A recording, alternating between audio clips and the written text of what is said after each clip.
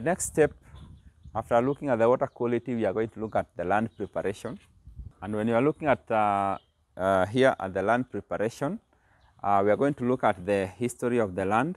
We are also going to look at the soil fertility. We are going to look at soil testing, and we are going to look at the preparation itself. And the preparation here, we are looking at digging the holes, the spacing of the crop, and such like. And mainly here will be the preparing the holes, and also for the convenient spacing. When you look at the history of the land, here we are looking at how the land was before, because of course if the land was a virgin land, nothing has been planted there before.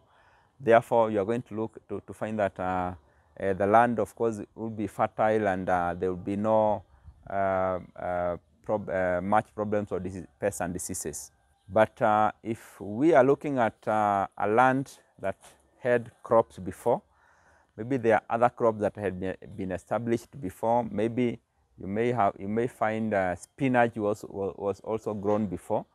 Then that will be important, because we are looking at some diseases that may be in the soil, or some that may still be available mainly in the soil, that may attack the crop, the spinach crop that you are going to plant.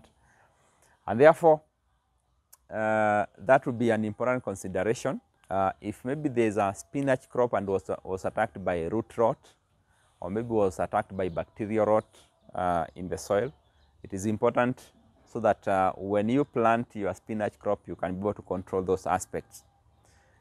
The other, on the history of the land, we are looking at how the crop was growing when it was planted there.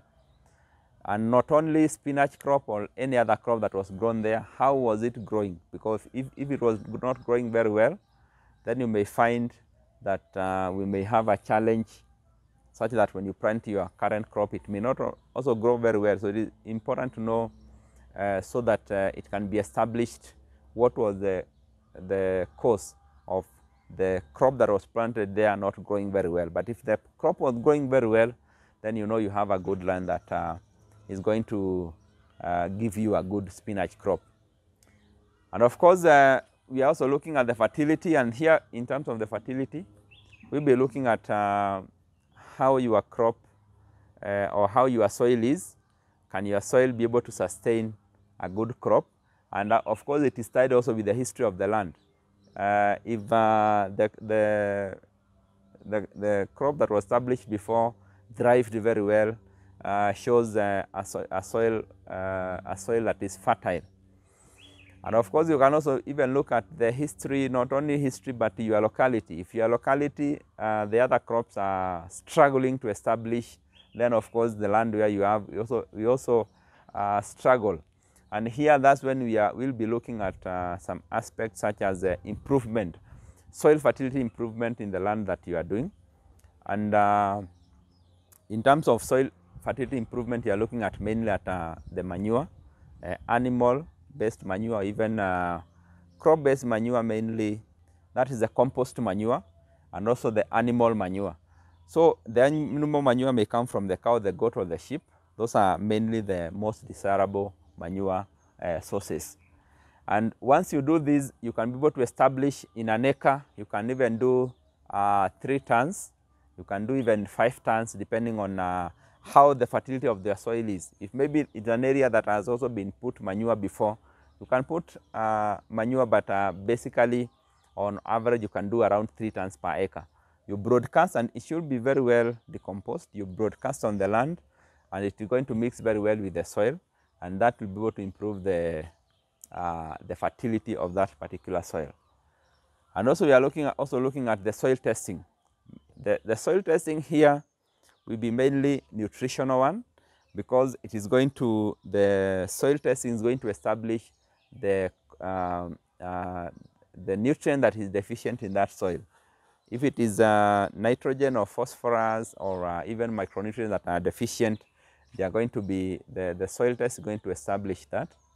And after it has established that, you are going to know the exact fertilizer you are going to do, and the amount that you are going to apply per acre. So it is very important to do the testing, because you are going to do fertilizer application from an informed position, because most of the farmers, what they usually do what we call blind application. Since you don't have information, you just say, now in an acre I'm going to do 100 kgs, I'm going to do 200 kgs, and of course that is not very advisable, because you may be applying too much fertilizer, you may be applying little fertilizer, or you may be even applying fertilizer that is not good for your soil. And therefore soil testing is important. And of course we have now the other part, which is now the preparation. And of course you have your land. Your land may be an acre of land, maybe quarter of half an acre. It may be a quarter of an acre. It may even be 1 hectare, 2 hectare, 10 hectare, depending on the size of land and the scope in which you want to establish your spinach crop. And therefore, of course, you have the plowing. You do the plowing, you can do by hand, you can do by tractor. And of course, we have the next one, which could be, which mainly we are talking about, you can do harrowing using a tractor, or maybe you can do by hand. And once you do the plowing before you do the harrowing, that's when now you establish, you can do the manuring. You apply the compost manure and also the farmyard manure that is very well decomposed.